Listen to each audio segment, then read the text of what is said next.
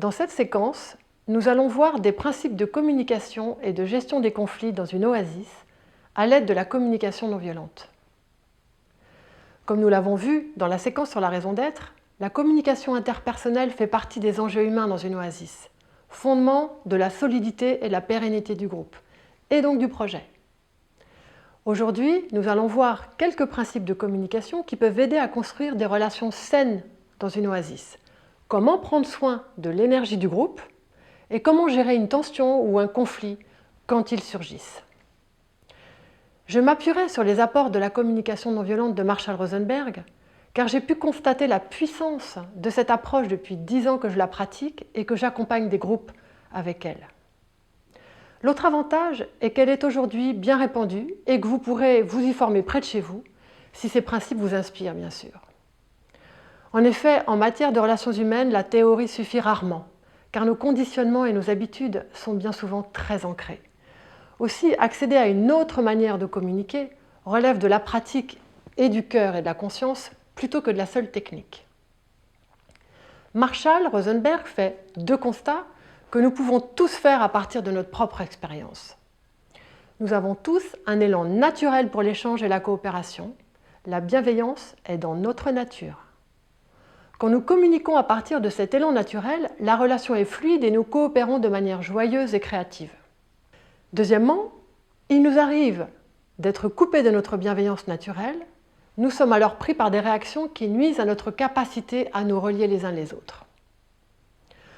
Quand tout va bien, nous coopérons spontanément avec la joie de voir nos projets avancer dans la légèreté et la compréhension mutuelle.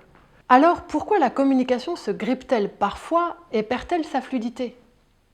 Quand nous ne sommes pas tout à fait sûrs d'être compris, d'avoir notre place ou de vivre ce qui nous importe, des mécanismes de défense se mettent en place de manière automatique. Ils sont gérés par nos cerveaux reptiliens et limbiques en charge de notre survie, comme chez tous les mammifères. La fuite, l'attaque, le repli sur soi. S'y ajoutent des conditionnements culturels qui ont intégré ces mécanismes de défense comme normaux en les socialisant. La plupart d'entre nous a ainsi été éduqués dans une culture de reproche qui nous incite à juger ou à nous plaindre, à agresser ou à nous soumettre, plutôt que de parler de ce que nous aimerions. Nous avons été éduqués à penser que certaines choses sont bien, d'autres mal, certaines choses sont vraies, d'autres fausses. C'est l'autre qui est responsable de mes émotions. D'ailleurs, je dis « il m'énerve ». Je pense que je n'ai pas le choix, qu'il faut que je fasse comme ci ou comme ça, etc. Nous avons pris ainsi un certain nombre d'habitudes de pensée et de langage génératrices de mal-être, voire de tension pour nous et pour notre entourage. Lorsque nous interagissons dans l'intention de convaincre, de prouver que l'on a raison et que l'autre a tort, en formulant des jugements et des reproches, nous ne créons pas les conditions qui favorisent un espace d'échange équilibré, où chacun peut être entendu, où l'interdépendance qui est dans notre nature se vit de manière respectueuse et harmonieuse. Conscient de ces conditionnements, Marshall Rosenberg a élaboré le processus de la communication non violente comme un moyen concret de nous relier à notre bienveillance naturelle ou de la retrouver quand nous nous en sommes coupés. Ce n'est pas une manière de parler. Comment cela fonctionne-t-il concrètement ? Premièrement, elle nous invite tout d'abord à mettre notre attention sur nos intentions. Quelle qualité de relation je souhaite établir quand je communique ? Le respect, l'écoute, la compréhension mutuelle, la clarté, la sincérité, le partage, l'enthousiasme de créer ensemble. Vous pouvez vous poser cette question pour vous-même avant de vous exprimer. Elle vous aidera à communiquer à partir d'une énergie qui facilite l'instauration d'un dialogue sain et vos mots suivront naturellement le fil de votre intention. Quand je communique à partir de ces besoins universels, cela favorise la connexion avec les autres et mon énergie est naturellement constructive. En focalisant mon attention sur les besoins sous-jacents, je peux aussi apprendre à écouter les autres en repérant ce qui compte pour eux, même quand ils disent parfois les choses de manière indirecte, toxique, voire agressive. Enfin, il y a 1001 façons de nourrir nos besoins. C'est pourquoi quand nous sommes au clair sur les besoins que nous voulons nourrir, nous pouvons être créatifs et coopératifs dans la recherche des moyens pour mettre en œuvre des solutions qui sont, elles, infinies. Par exemple, au sein d'une oasis de vie où la valeur de solidarité serait choisie comme fondamentale, les membres peuvent inventer diverses manières de la vivre concrètement, à travers des services rendus, la solidarité financière entre les membres, la prise en compte de la fragilité physique, l'accueil de personnes démunies, etc. Concrètement, pour ne pas laisser notre mental réactif s'emballer, que nous appelons le chacal en communication non violente, voilà comment la CNV peut nous aider à retrouver notre boussole.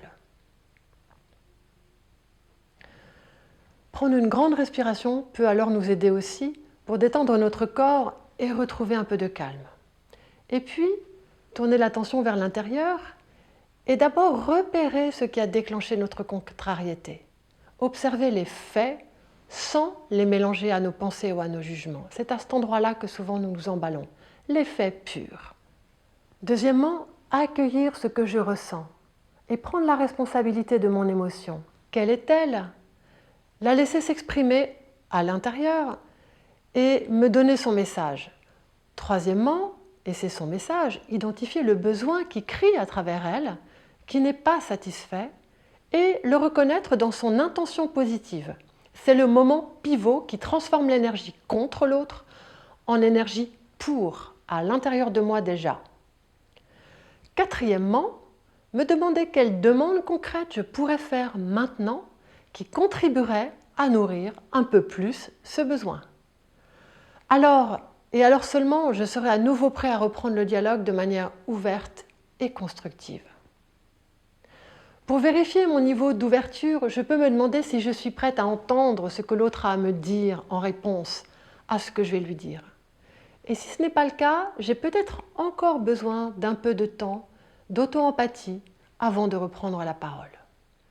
À force de pratiquer ce processus pour vous écouter vous-même et vous exprimer de façon claire et sincère, vous deviendrez aussi capable d'écouter quelqu'un même s'il s'exprime en mode agressif, sans le prendre personnellement. Vous saurez qu'à ce moment-là, cette personne réagit à un besoin important qui n'est pas satisfait. J'ai remarqué que dans 50% des cas, c'est parce que ce besoin n'est pas vu ou pas reconnu. Que ce soit en groupe ou dans la rencontre interpersonnelle, vous saurez alors que ralentir un peu le rythme, tendre l'oreille et observer ses émotions pour l'aider à repérer ce besoin et à le faire entendre aux autres en le reformulant. Cette étape apporte souvent l'apaisement et la détente nécessaires à la reprise du dialogue. Dans la relation, l'un des premiers besoins est bien souvent l'écoute. Les besoins en jeu étant alors mis à jour, il sera plus simple de trouver des solutions pour les prendre en compte par des actions concrètes. Comment prendre soin de l'énergie du groupe et créer du « nous » par la pratique de la célébration. Célébrer ensemble les moments joyeux, les étapes d'avancement du projet, les contributions de tel ou tel membre du groupe au service du collectif et tout motif de satisfaction est une habitude précieuse à prendre au service du projet. La pratique de la célébration en communication non violente consiste à reconnaître ce qui va bien et à le dire. Cela permet, outre de partager d'agréables moments, de consolider les relations, de souder le groupe et de développer la confiance et les élans tout au long du projet, qui en auront bien besoin. Ce processus de la CNV vous aidera aussi à gérer les conflits quand ils surgissent. Qu'est-ce qu'un conflit ? C'est une tension entre deux besoins non satisfaits, bien souvent masqués. En effet, un conflit apparaît dans 80% des cas au niveau soit des pensées, nous avons des opinions, des représentations, des croyances différentes et incompatibles, soit au niveau des actions, nous voulons faire différemment. Alors comment le résoudre ? En mettant en évidence les besoins en présence, qui sont cachés derrière les pensées et les vouloir faire.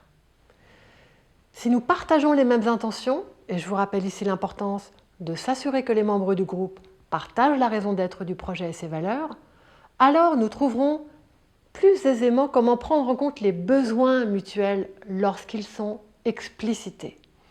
Pour cela, il est utile de les apposer plutôt que de les opposer, afin de voir comment les satisfaire par des solutions créatives. Quand les personnes n'y parviennent plus toutes seules, l'aide d'un médiateur peut être précieuse pour faciliter l'écoute mutuelle, pour recréer du lien et transformer le conflit en occasion d'apprentissage et de croissance. Enfin, à titre collectif, nous suggérons d'instaurer des espaces de bilan ou des espaces de régulation dans lesquels régulièrement les habitants s'interrogent sur leur vivre ensemble. Sommes-nous satisfaits de ce que nous vivons ensemble? Oui ou non?